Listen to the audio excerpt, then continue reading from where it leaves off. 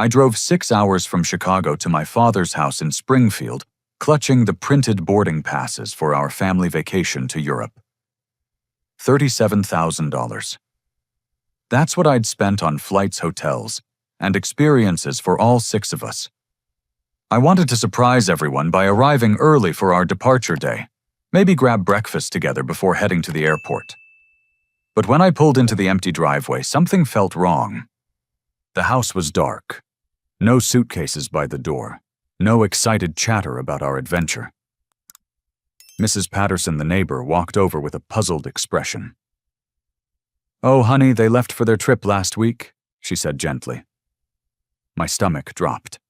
When I called my father, his response shattered me completely. That smirk in his voice was unmistakable as he said, "We already went last week. Only for family." Standing there in that empty driveway, my phone still warm from that devastating call, memories crashed over me like a brutal wave. 5 years. 5 long years of being the family bank account, always hoping this next payment would finally earn me a seat at their table. It started right after I landed my software engineering job at a tech company in downtown Chicago. Fresh out of college, 27 years old, and suddenly making more money than I'd ever imagined. My father, Thomas, remarried Linda when I was 15, 3 years after my biological mother died from cancer. Back then, he promised me that Linda and her 2 kids, Sarah and Jake, would become my real family. "We're all in this together now, son," he'd said, ruffling my hair the way he used to when I was little. But somehow I always remained on the outside looking in. The financial requests began small. Linda needed help with a car repair, $400. Then Sarah wanted money for her senior prom dress, $300. Jake needed new football equipment for his high school team, $600. Each time I handed over the cash, gladly, desperately hoping it would buy me the acceptance I craved. Then the amounts grew larger. Linda's medical scare 2 years ago led to surgery that insurance didn't fully cover. I wrote a check for $42,000 without hesitation. "You're saving our family," Thomas had said, tears in his eyes. "This is what real sons do." Those words echoed in my mind for months. Sarah's wedding last spring was next. $28,000 for the venue, catering, and flowers. "I want you to walk me down the aisle too," she'd said sweetly. "You're like a real big brother to me." But when the day came, she chose Jake instead, saying it felt more natural since they grew up together. Jake's college tuition hit me hardest of all. $65,000 over 2 years for his engineering degree at Northwestern. "He's following in your footsteps," Linda gushed. "You're such an inspiration to him." Yet Jake barely acknowledged my existence at family gatherings, spending most of his time on his phone or making jokes I wasn't included in. Between these major expenses came countless smaller ones. Linda's spa retreats for her anxiety, Thomas's golf club membership fees, Sarah's down payment assistance for her first apartment, Jake's spring break trips with his fraternity brothers, always accompanied by promises that I was part of the family and that they appreciated everything I did. The European vacation was supposed to be different. My idea, my gift to all of us. 3 weeks touring London, Paris, Rome, and Barcelona. I'd researched every hotel, planned every excursion, booked every restaurant reservation. This would be our bonding experience, our chance to create memories together as a real family unit. I'd presented the idea at Easter dinner 3 months ago.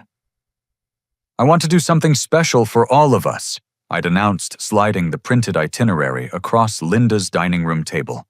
"A celebration of our family." Everyone's eyes lit up. Sarah squealed with excitement. Jake actually looked up from his phone. Thomas clapped me on the back. "This is incredible, son. You're incredibly generous." "When do we leave?" Linda had asked already, scrolling through the hotel photos on her tablet. "July 15th, I'd replied. "I've already requested time off work. We'll have the best 3 weeks of our lives. But now, standing in this empty driveway with Mrs. Patterson's sympathetic eyes watching me, I realized the horrible truth. They'd taken my gift and excluded the giver. My phone buzzed. A notification from Sarah's Instagram account. My hands trembled as I opened the app and saw the image that would haunt me forever. All 5 of them beaming in front of the Eiffel Tower. Thomas with his arm around Linda, Sarah and Jake making silly faces. The caption read, "Best family vacation ever. So grateful for this amazing trip. Love my family."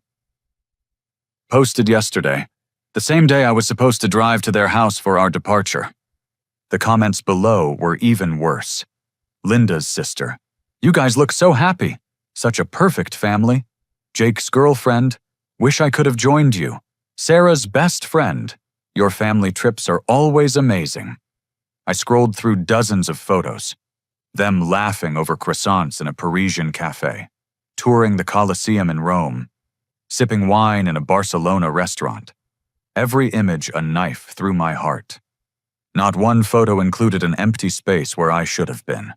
Not one caption mentioned missing me. They'd seamlessly erased me from their adventure as if I'd never existed at all. My investment in this family had cost me more than money.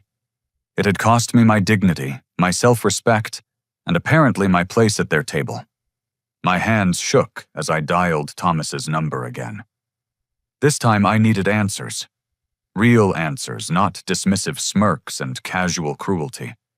He picked up on the 4th ring, and I could hear laughter and clinking glasses in the background. They were probably at some expensive restaurant toasting their successful deception with my money. "What now, Freddie?" His voice carried the irritated tone of someone interrupted during a celebration. "I need you to explain this to me," I said, fighting to keep my voice steady. "I paid for this trip. I planned every detail. I arranged my entire schedule around these dates. How could you leave without me? Look, we talked about it as a family, and honestly, you wouldn't have enjoyed it anyway. You're always working, always stressed about deadlines and projects. We wanted to relax and have fun." The casual dismissal in his voice felt like a physical blow. "I specifically requested vacation time for this trip. I haven't taken a real vacation in 3 years because I've been working to pay for everyone else's needs." "That's your choice," Thomas replied coldly. "Nobody forced you to do any of that. Dad, this was supposed to be our family bonding experience. I spent $37,000 because I wanted us to create memories together." I heard Linda's voice in the background. "Tell him he's being too serious about this. It's just a trip." "Did you hear that?" Thomas asked. "Linda thinks you're overreacting, and honestly, so do I. You always get weird about these things." "Weird about what things about being excluded from family events that I pay for?" "Can you hold on a second?" The phone went quiet, except for muffled voices. I strained to listen, catching fragments of their conversation. "Just get him off the phone," I heard Linda say. "He's ruining our last night in Barcelona. Tell him we'll make it up to him somehow." Sarah's voice chimed in. When Thomas returned to the line, his patience had clearly expired. "Listen, Freddie, we're trying to enjoy our last evening here. We'll talk about this when we get home." "Put Sarah on the phone," I demanded.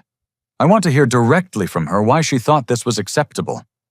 "Sarah doesn't want to talk to you right now. You're being dramatic." "Put her on the phone, Thomas, now." I heard Thomas sigh heavily, followed by rustling sounds and whispered conversations.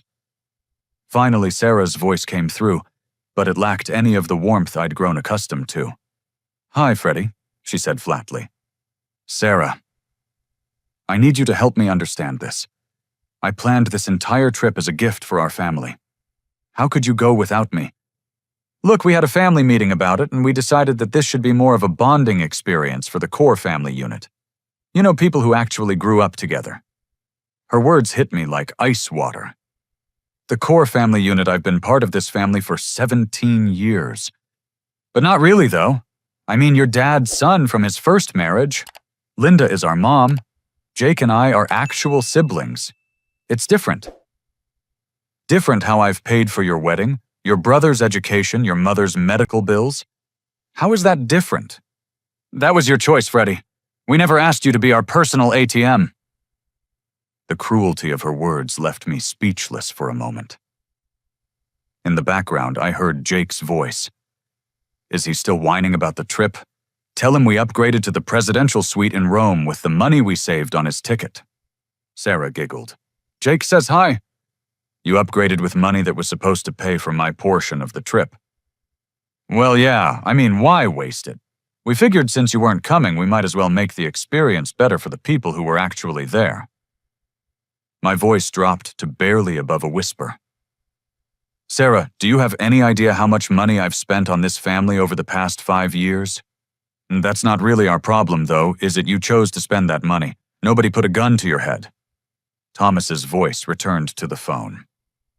Freddie, you're being ridiculous about this. You'll get over it like you always do. We need to go now. Our dinner reservation is in 20 minutes. Wait, I'm not finished talking about this. Yes, you are. We're on vacation and you're ruining it with your attitude. We'll discuss this when we get home if you're still upset. The line went dead. I stood there in the growing darkness of that empty driveway, processing the conversation that had just destroyed any illusion I had about my place in this family. They hadn't just excluded me from the trip. They'd excluded me from their consideration entirely. I was a wallet with legs, nothing more. Mrs. Patterson approached cautiously. Honey, are you all right? You look like you've seen a ghost. I looked at her kind, weathered face and felt tears beginning to form. I think I just realized that I never had a family at all. The drive back to Chicago passed in a haze of fury and heartbreak. By the time I reached my apartment, a grim determination had settled over me. I needed to know exactly how deep this betrayal went. I spread my financial documents across my kitchen table like a detective investigating a crime. Credit card statements, bank records, receipts, and canceled checks created a paper trail of my generosity and their exploitation. What I discovered made my stomach turn. The credit card I'd given them for emergencies only showed charges I'd never authorized. Linda had been using it for weekly spa treatments at an upscale resort an hour outside Springfield. $8,000 over the past 6 months for massages, facials, and wellness retreats to manage her stress. Jake's transactions were even more brazen. A $12,000 down payment on a brand new BMW appeared on my March statement. When I'd asked about his transportation situation, he'd claimed he was still driving the used Honda I'd helped him buy freshman year. Apparently, that was no longer good enough for his image. Sarah's charges revealed a shopping spree that would make a reality TV star blush. $9,000 at furniture stores, clothing boutiques, and electronics retailers. All charged to my account without a single phone call asking permission. But the most damaging discovery came when I checked my phone's text message backup. A folder I rarely opened contained message threads that had been accidentally synced from a shared family plan I'd stupidly agreed to pay for. The conversation between Sarah and Jake from 2 months ago made my blood boil. Sarah. OMG. Jake, did you see how much money Freddie transferred for Dad's property taxes? 15 grand, just like that. Jake, I know, right? It's like having our own personal bank. Dad's right, though. We should keep milking him until he gets smart. Sarah. Do you think he'll ever catch on? Jake. Doubtful. He's so desperate to be part of our family that he'd probably sell his kidney if we asked nicely. Remember when Mom called him pathetic for wanting to belong so badly? Sarah. Mom says we can probably get another $50,000 out of him before he realizes what's happening. She wants to redo the kitchen next spring. Jake. Should we feel bad about this? Sarah. Why, he makes good money, and it's not like we're forcing him to pay for stuff. If he's dumb enough to keep giving us money hoping we'll love him more, that's his problem. Jake. True. Besides, it's not like he's real family anyway. Dad only keeps him around because he's useful. The messages continued for weeks, detailing their plans to manipulate me for even larger sums. They'd nicknamed me ATM Freddy and had a running joke about my pathetic need for family approval. Linda had contributed her own messages to a separate thread with Thomas. Linda, I think we can get Freddy to pay for Sarah's honeymoon if we play it right. Just have to make him feel extra included in the wedding planning. Thomas.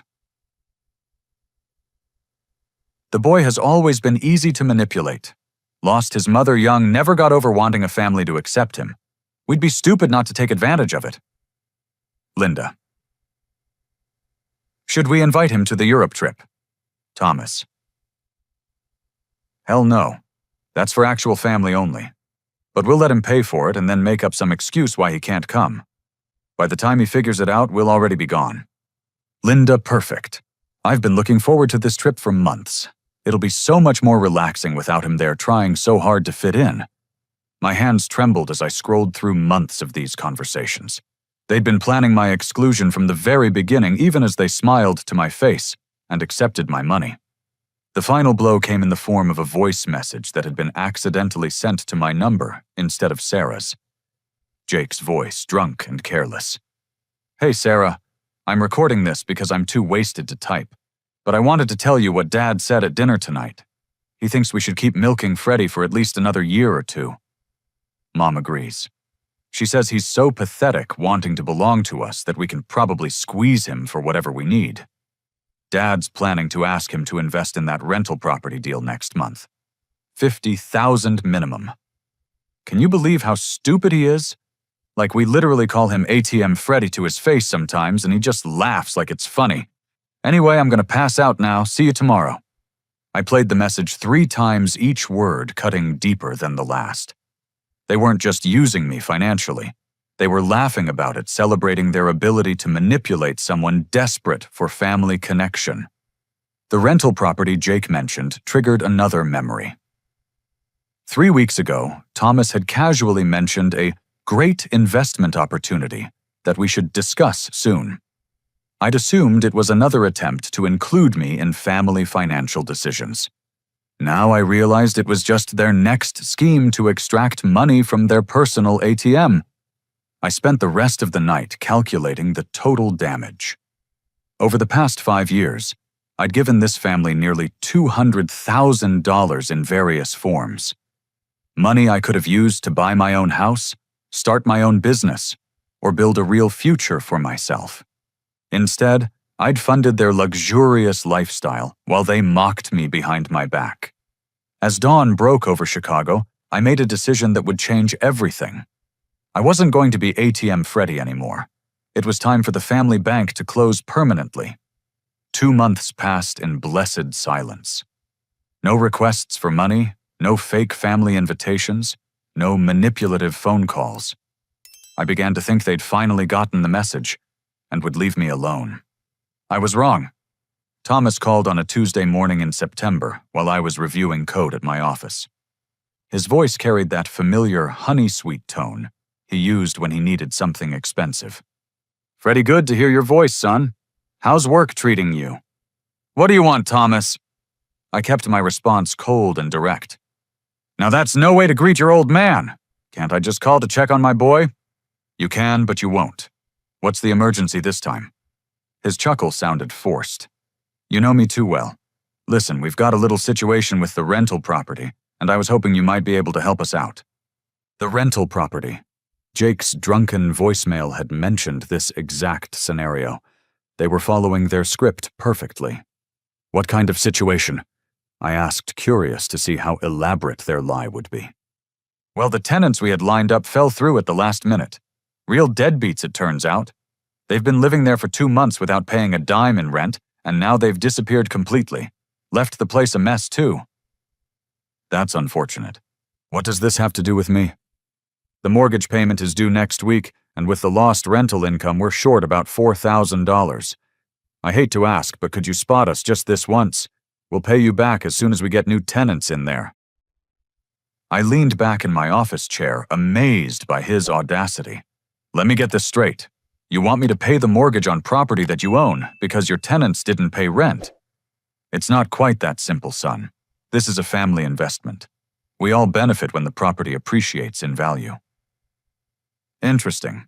I don't recall investing in any rental property. Well, not directly, but your family. What's good for the family is good for you, too. Before I could respond, I heard Linda's voice in the background, and Thomas put the phone on speaker. Freddie, honey, it's Linda. Her voice trembled with what sounded like genuine distress. I'm so sorry to bother you with this, but we're really in a bind here. The bank is threatening foreclosure if we don't make the payment by Friday. Foreclosure seems extreme for one missed payment. Well, we might have missed the last 2 payments as well, Thomas admitted reluctantly. But that's only because of the tenant situation. Sarah's voice joined the conversation. Uncle Freddie, I'm really worried about Mom and Dad losing the house. And if they lose it, where will little Emma and Tyler stay when they visit their grandparents? Sarah was playing the grandchildren card, referring to her 2 young kids. She'd never called me Uncle Freddie before in her life, but apparently desperate times called for creative relationship definitions. This sounds like a serious financial crisis, I observed. Have you considered selling the property? We can't sell it right now, Linda said quickly. The market's terrible and we'd lose money. But if we can just get through the next few months, everything will turn around. Jake's voice appeared from somewhere in the background. Tell him about the new tenants we have lined up, the ones with perfect credit scores. That's right. Thomas jumped on this thread. We've got a young professional couple very interested in signing a 2-year lease. They just need to finalize their job transfers and they'll be ready to move in next month. The lies were flowing so smoothly that I almost admired their coordination. Almost. You know what's funny about this whole situation? I said, letting a smile creep into my voice. What's that, son? I was just thinking about something Jake said a couple of months ago. Something about only for family. The line went quiet for several long seconds. Finally, Thomas cleared his throat. I'm not sure what you're referring to, Freddie. Oh, I think you remember. Something about a European vacation that was only for family. Family that apparently doesn't include the person who paid for it.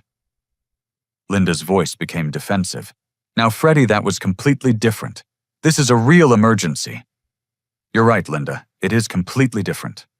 Back then, I was asking to be included in something I'd already paid for. Now you're asking me to pay for something I'm not included in. This isn't the same thing at all, Sarah protested. This is about helping family during a crisis. Family. I repeated, slowly tasting the word. That's an interesting concept. Tell me, Sarah, during your family meeting about the Europe trip, did anyone mention that the person paying for the vacation might want to attend? Another long silence. Look, we all said some things we didn't mean, Thomas finally offered. People get excited about vacations and don't think clearly, but this situation is about our financial survival. Your financial survival, I corrected. Let me ask you something, Dad. If I pay this $4,000, will I be invited to the next family gathering? Of course you will, son. You're always welcome. Will I be included in family photos? Absolutely. Will I stop being referred to as ATM Freddie Tobinaut? Disserkwanan. The silence that followed was deafening. I don't know what you're talking about, Thomas said weakly. Sure you do. Just like you know about the unauthorized charges to my credit card, the property taxes I've been paying on a house that's not mine, and the rental property that somehow became my financial responsibility without my knowledge or consent. I heard frantic whispering in the background before Thomas returned to the phone. Freddie, I think there's been some miscommunication here. Maybe we should sit down face to face and work this out. Oh, I think we're communicating perfectly clearly right now. You need $4,000 for a rental property mortgage. You're calling the family ATM to make a withdrawal.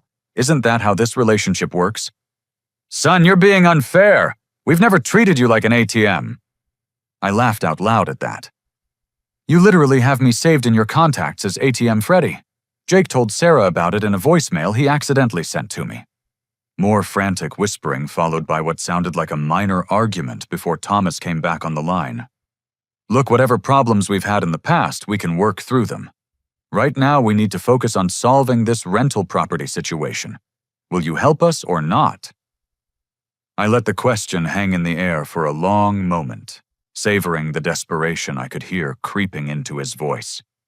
You know what, Dad, I'm going to give you the same answer you gave me when I asked about the vacation I paid for. What's that supposed to mean? Only for family, remember. I hung up the phone and turned off my ringer. For the first time in years, I felt free. The satisfaction of hanging up on Thomas lasted exactly 12 minutes before my phone started buzzing with text messages, voicemails, and missed calls. They were panicking, and their desperation was showing. Linda, Freddie, please call us back. We can work this out. Sarah. Uncle Freddie, please don't let pride ruin our family relationship. Mom and Dad really need your help. Jake, dude, can we talk? I think there's been some misunderstandings. Thomas left a voicemail that started angry and ended pleading, Freddie, I don't know what's gotten into you, but this childish behavior needs to stop. We're family and family helps each other. Call me back immediately. But I wasn't interested in their panic. I was interested in justice. I drove to my cousin Marcus's law office during my lunch break.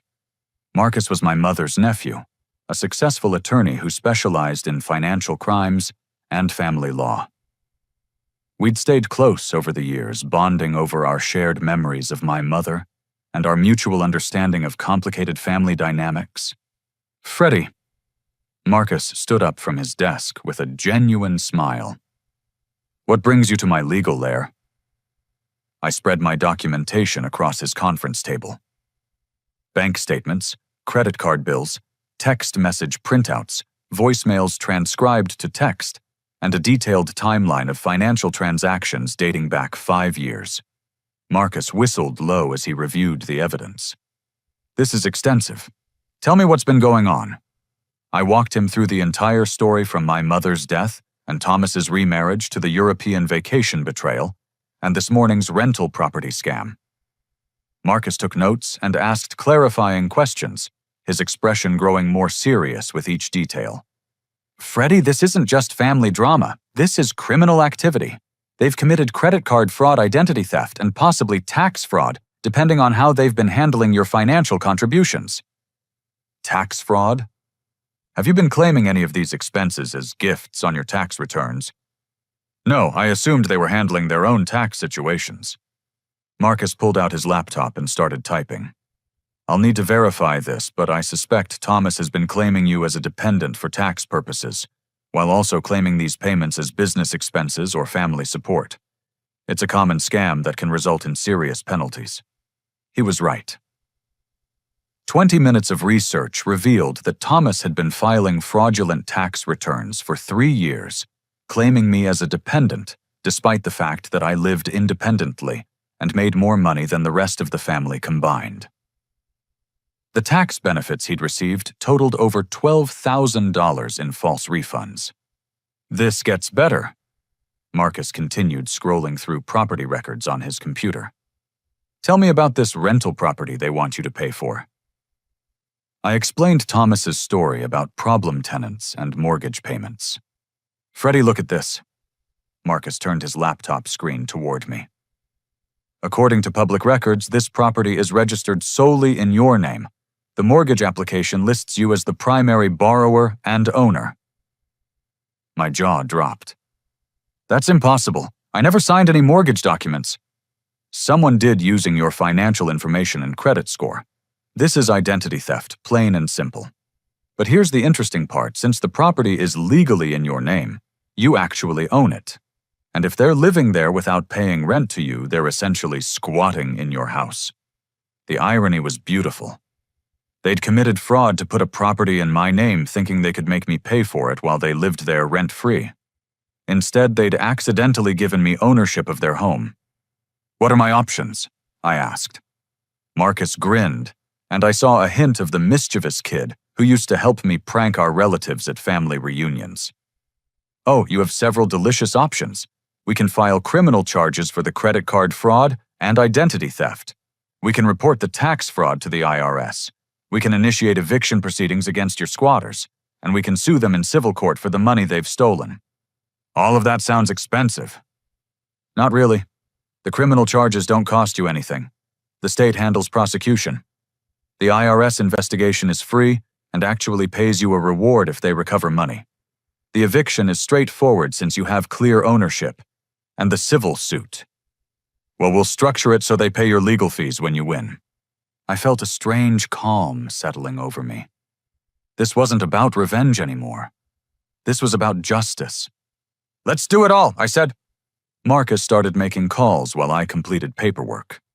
Within 2 hours, we'd filed police reports for credit card fraud and identity theft, submitted documentation to the IRS regarding Thomas's fraudulent tax returns, and initiated formal eviction proceedings against my stepfamily. The eviction notice will be served tomorrow, Marcus explained as we finished the paperwork. They'll have 30 days to vacate the property. After that, sheriff's deputies will physically remove them and their belongings. What about the criminal charges? The credit card fraud is ironclad. They used your accounts without permission for personal expenses totaling over $40,000. That's a felony in Illinois. The identity theft charges related to the mortgage fraud add another layer of serious criminal liability. My phone buzzed with another call from Thomas. I showed the screen to Marcus. Answer it, he suggested. But keep it short, and remember that everything you say might be used in legal proceedings. I picked up the call. Hello, Thomas? Freddie, thank God.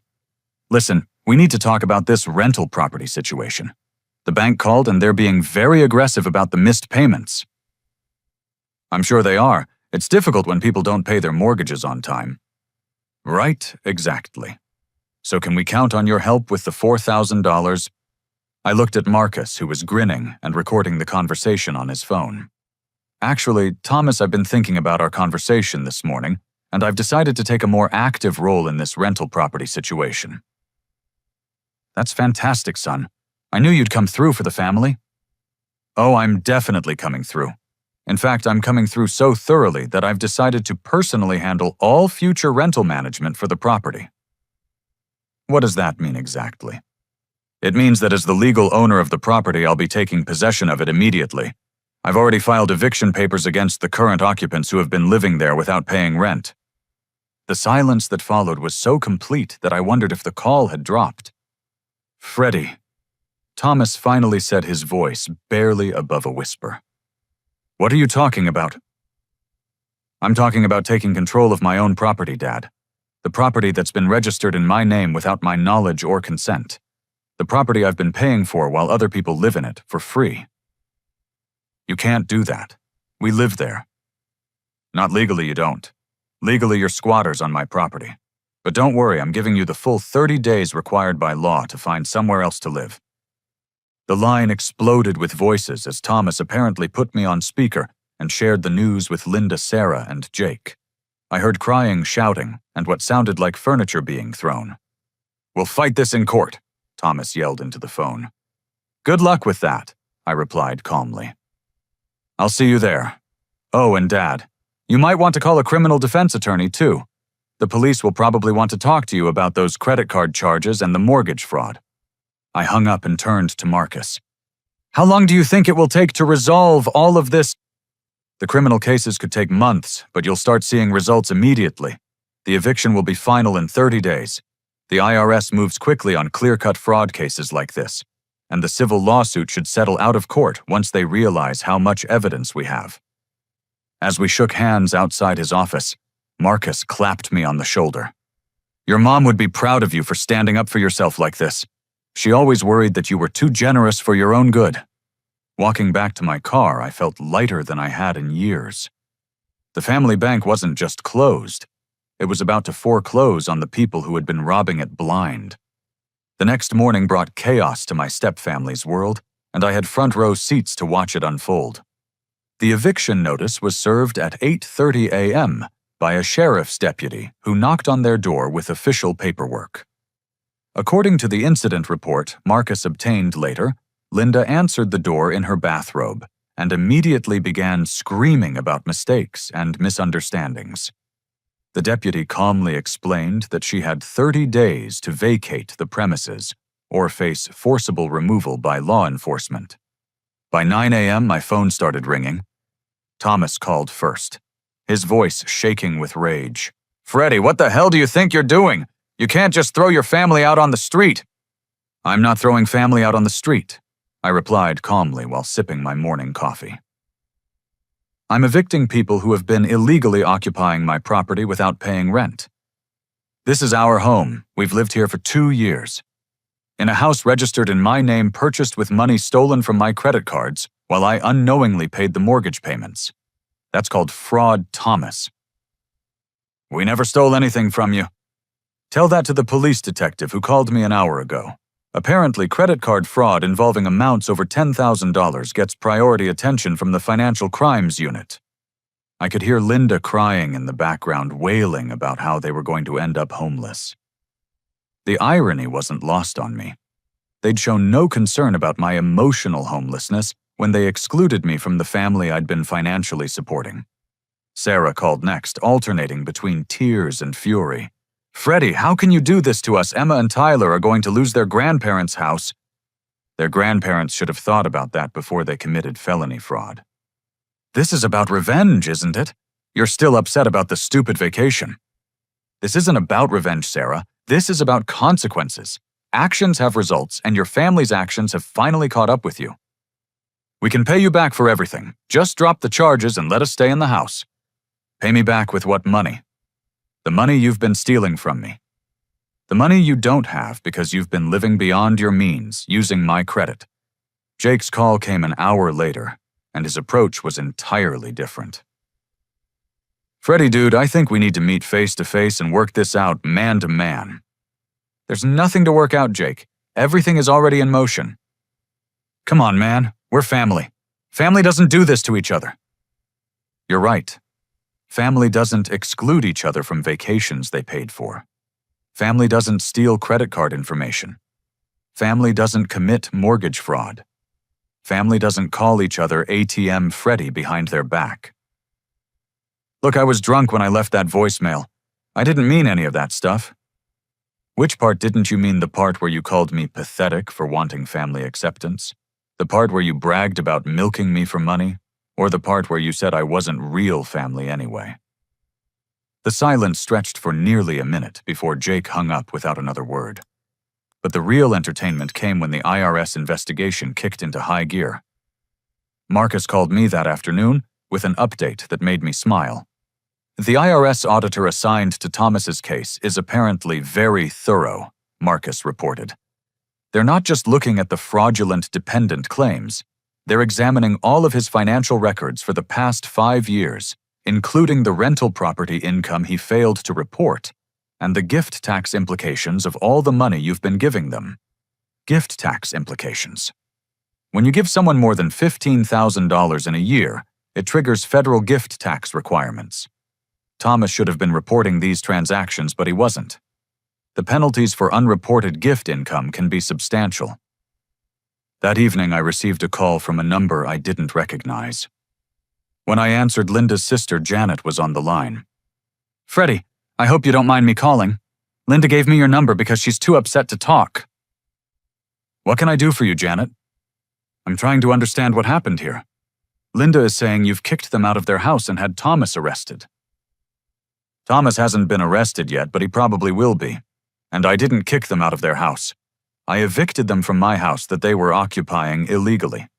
I walked Janet through the entire situation, sharing details that Linda had apparently omitted from her tearful phone call. By the end of our conversation, Janet's tone had completely changed. My God, Freddie, I had no idea they were treating you this way. Linda always made it sound like you were just being generous because you loved the family so much. I was generous because I loved the family. They took advantage of that love and turned it into a business model. What can they do to fix this? At this point, nothing. The criminal charges are out of my hands. The state is prosecuting the fraud cases. The eviction is a legal matter between a property owner and illegal occupants. The only thing they can control is how they handle the consequences of their actions. 2 weeks later, Thomas was arrested at his workplace and charged with multiple counts of credit card fraud and identity theft. The local newspaper ran a small item about it in their police blotter section. Springfield man arrested for financial crimes against family member. Linda had a complete breakdown and was briefly hospitalized for what her doctor described as an anxiety-induced nervous episode. Sarah's husband, David, called me to ask if there was anything he could do to help resolve the situation. David, I appreciate the call, but this isn't something that can be resolved with a conversation. Your wife and her family committed serious crimes against me for years while pretending to love me. The legal system is handling it now. But surely there's some way to work this out privately. Sarah is worried about how this will affect the kids. Sarah should have worried about how her actions would affect her kids before she decided to commit fraud. Those consequences belong to her, not to me. The most surprising call came from Jake 3 weeks after the eviction notice was served. He was crying. Freddie, I need to tell you something. I've been thinking about everything that happened and I realize how horrible we were to you. Okay. No, I mean really horrible. I've been talking to a therapist about it, and she helped me understand that what we did wasn't just mean, it was abusive. We emotionally abused you for years while stealing your money. I didn't respond immediately, curious to see where he was going with this. The thing is, I don't think any of us really understood how much you were hurting. We got so used to seeing you as this successful guy who could afford to help us that we stopped seeing you as a person with feelings. That's an interesting observation, Jake. I know this doesn't fix anything, and I know you probably hate me now, but I wanted you to know that I understand what we did was wrong, really wrong, and I'm sorry. It was the first genuine apology I'd received from any of them, and it came from the person I'd expected it from least. I appreciate you saying that, Jake. It means something. Do you think there's any way we could have a relationship again someday? Like a real relationship where I don't treat you like garbage? I thought about his question for a long time before answering. I think that depends entirely on whether you become the kind of person who deserves a relationship with me. After I hung up, I realized that Jake's apology had been the first step toward something I hadn't expected, the possibility of genuine healing. But that healing would have to wait until justice had been fully served. 6 months later, I sat in my lawyer's office reviewing the final settlement documents that would close this chapter of my life forever. The criminal cases had proceeded exactly as Marcus predicted. Thomas pleaded guilty to multiple counts of credit card fraud and identity theft in exchange for a reduced sentence of 18 months in minimum security prison and 5 years of probation. The plea deal required him to make full restitution for the money he'd stolen, which totaled $43,000 once interest and penalties were calculated. Linda pleaded guilty to lesser charges related to her use of my credit cards and received 2 years of probation plus community service. The stress of the legal proceedings had genuinely affected her health, and the judge took her medical condition into account during sentencing. The IRS investigation had been even more devastating for them financially. Thomas owed $12,000 in fraudulent tax refunds, plus penalties, and interest totaling another $8,000. The agency had also discovered unreported income from various sources, adding another $15,000 to his tax debt. But the most satisfying resolution involved the rental property. After the eviction was finalized, I'd sold the house for a substantial profit. The real estate market had improved significantly since Thomas had fraudulently purchased it in my name, and the sale netted me $68,000 after paying off the mortgage and legal fees. I used part of that money to establish a small scholarship fund at my old high school in memory of my mother. The rest went into investments that would secure my own financial future rather than funding someone else's fantasy lifestyle. Marcus slid the final papers across his desk. Everything's wrapped up, Freddie. The restitution payments are being handled through the court system so you don't have to deal with them directly. The tax liens against Thomas ensure that you'll receive every penny you're owed, even if it takes years. What about the civil lawsuit? Settled out of court last month. They agreed to pay an additional $25,000 in damages and legal fees, rather than risk a jury trial. Between the criminal restitution, the civil settlement, and the property sale, you've recovered more money than they originally stole. I signed the final documents and felt a weight lifting from my shoulders. So it's really over. The legal part is over. The personal part is up to you. Marcus was right. Over the past 6 months, I'd received several attempts at communication from my stepfamily. Most came through intermediaries like Janet or David, but a few had been direct. Sarah had written me a long letter acknowledging the pain they'd caused and expressing genuine remorse for her actions. She'd enclosed photos of Emma and Tyler with a note saying she wanted them to know their Uncle Freddie someday, but only if I was willing to be part of their lives again. Jake had continued seeing his therapist and had sent me updates on his progress every few weeks. He'd gotten a job at an engineering firm and was paying his own way for the first time in his adult life. His messages showed genuine growth and self-awareness that surprised me. Even Thomas had written from prison, though his letter was more focused on self-pity than genuine accountability. He'd asked for my forgiveness while simultaneously claiming that his actions had been motivated by desperation rather than greed. Linda's approach had been different. She'd asked Janet to invite me to family therapy sessions, where we could work through our conflicts with professional guidance. I'd declined, but the gesture suggested she understood that their behavior had been fundamentally wrong. The most meaningful communication had come from Jake's girlfriend, Ashley, whom I'd met briefly at family gatherings. She'd called to tell me how the legal consequences had affected Jake personally. "He talks about you all the time," she'd explained. "Not asking me to call you or anything like that, but processing what happened between you all. I think he really understands now how much he hurt you, and it's changed him. He's become someone I actually want to be with long term." 3 weeks after the legal settlement was finalized, I made a decision that surprised even myself. I called Jake. Freddie?" His voice carried shock and hope in equal measure. "I got your latest letter," I said. "The one about your promotion at work." "Yeah, I wasn't sure if you were still reading them." "I read all of them, and I've been thinking about what you wrote about taking responsibility for your choices. I meant every word of that." "I believe you did. That's why I'm calling. I want to meet for coffee and talk about what a real relationship between us might look like." The silence that followed was filled with what sounded like Jake crying. "Are you serious?" he finally managed. "I'm serious about exploring the possibility. No guarantees, no instant forgiveness, but I'm willing to see if you've genuinely changed." We met the following Saturday at a coffee shop in downtown Springfield. Jake looked different. Older, more serious, less entitled. He'd lost weight and carried himself with less arrogance than I remembered. "Before we start talking about the future, I need to hear you acknowledge what really happened," I told him. "We used you," Jake said without hesitation. "We took advantage of your love for our family and turned it into a source of income. We excluded you from things you paid for, mocked you behind your back, and treated you like you were disposable.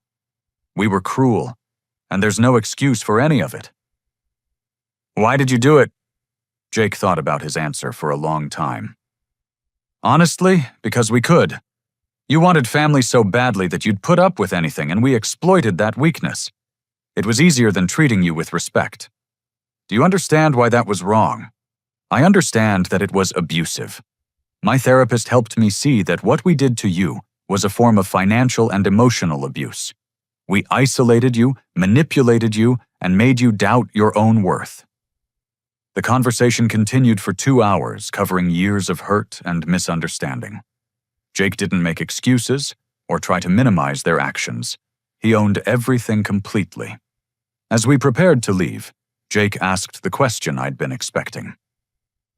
"Do you think Sarah and I could earn your forgiveness someday?" "I think Sarah already has based on her letter and her actions since this all started.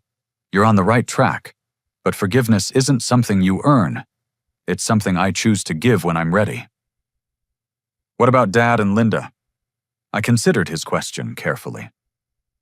"Your father's letter showed me that he still doesn't understand what he did wrong. He's sorry he got caught, not sorry he hurt me. Linda seems to understand better, but I'm not sure she's capable of the kind of change that would make a relationship possible." "That's fair. They've got a lot more work to do on themselves." 6 months later, Sarah and I began rebuilding our relationship slowly. She brought Emma and Tyler to visit me in Chicago, and we spent an afternoon at the Children's Museum. Watching her interact with her kids, I could see genuine changes in her character. She was teaching them about respect consequences and treating people with kindness. Jake and I developed an email correspondence that gradually grew into occasional phone calls and eventually regular meetings. He'd found his own identity outside of the family's toxic dynamics and was becoming someone I genuinely liked as a person. Thomas served his full 18-month sentence and returned to Springfield with minimal resources and limited job prospects. The financial restitution requirements would follow him for years, ensuring that he couldn't rebuild his lavish lifestyle quickly. We had no contact during this period, and I felt no desire to change that. Linda struggled with depression and anxiety following the legal proceedings, but according to Sarah, she was working with a therapist and taking responsibility for her actions. She'd asked through Sarah if I would be willing to receive a letter from her, but I wasn't ready for that level of communication yet. 2 years after the final legal settlement, I received an unexpected call from Thomas. His voice was humble in a way I'd never heard before. "Freddie, I know I'm probably the last person you want to hear from, but I wanted to call and tell you something important." "What's that, Thomas?" "I've been going to counseling and a program for people who've committed financial crimes against family members. It's helped me understand that what I did to you wasn't just theft. It was betrayal of the worst kind. I betrayed the trust of someone who loved our family." I listened without interrupting, curious to see if he'd genuinely changed. "I know I can't undo the damage I caused, and I know I don't deserve your forgiveness. But I wanted you to know that I understand what I did was wrong, and I'm working every day to become the kind of person who would never hurt someone who cared about our family." "What do you want from me, Thomas?" "Nothing. I don't want anything from you, son. I just wanted you to know that losing you made me realize what I'd thrown away. You were the best thing about our family, and I destroyed that because of greed and selfishness." It was the first conversation we'd had where Thomas didn't ask me for anything, and the first time he'd taken complete responsibility for his actions without making excuses. "I appreciate you saying that," I told him. Do you think there's any chance that someday, maybe years from now, we might be able to have some kind of relationship again?" I thought about his question for a long time. "I think that depends entirely on whether you continue becoming the kind of person who deserves a relationship with me. Right now, you're not there yet, but you're moving in the right direction." Today, 3 years after that devastating phone call in my father's driveway, I have a small but genuine family. Sarah and her children are regular parts of my life, and she's become the sister I always hoped she could be. Jake and I have developed a friendship built on mutual respect rather than financial obligation. Thomas and I exchange Christmas cards and brief updates through Sarah, but we haven't rebuilt a personal relationship yet. That may come with time, or it may not. I've learned that forgiveness doesn't require reconciliation. Linda and I have no direct contact, but I've heard through the family that she speaks about me with regret and respect. That's enough for now. Most importantly, I've learned to value myself enough to demand authentic relationships. I no longer confuse generosity with love or mistake financial support for family connection. The people in my life now care about me as a person, not as an ATM. My mother would be proud of the man I've become and the family I've chosen to build. The family bank is permanently closed, but the family itself, rebuilt on honesty and respect, is stronger than ever. I'd like to ask you something. Have you ever found yourself in a relationship where your generosity was being taken advantage of? How did you recognize the difference between people who loved you and people who loved what you could provide for them? I'd love to hear your thoughts in the comments below. If this story resonated with you, please give it a like and subscribe for more real-life stories about overcoming family challenges and finding your own strength. And if you think someone else might benefit from hearing this message about the importance of setting boundaries with family, please share this video with them. Thank you for listening to my story, and remember that you deserve relationships built on genuine love and respect, not just what you can provide for others. Take care of yourselves, and I'll see you in the next one.